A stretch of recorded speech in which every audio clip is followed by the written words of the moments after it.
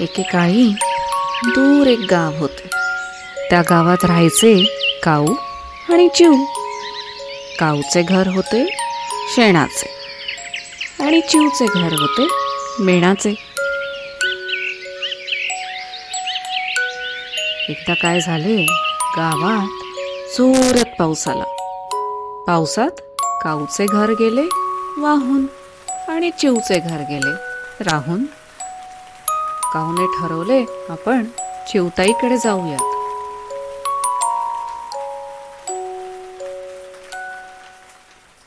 चिऊताई चिऊताई दार उघड.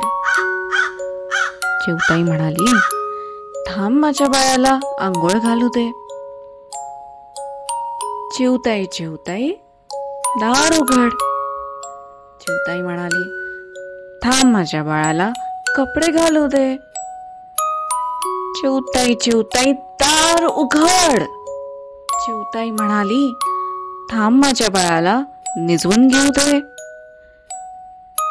चिऊताई चिऊताई दार उघड.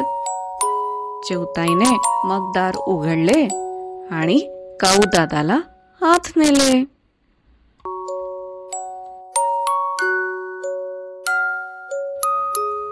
काऊ दादा म्हणाला, चिऊताई, मी तुझ्या घरी राहू का ग? मी घरातली सगळी कामं करू लागेल, तुझ्या बाळाची काळजी पण घेईन. चिऊताई म्हणाली, अरे हो, राहा की. असं म्हणून चिऊताई तिच्या ऑफिसला निघून गेली. पण काऊदादाने दिवसभर एकही काम केले नाही आणि घरात फक्त पसारा करून ठेवला. संध्याकाळी चिऊताई तिच्या घरी आल्यावर बघते तर सगळीकडे पसाराच पसारा. चिऊताईला खूप राग आला, पण काय करणार, काऊदादा घरून निघून गेलेला होता.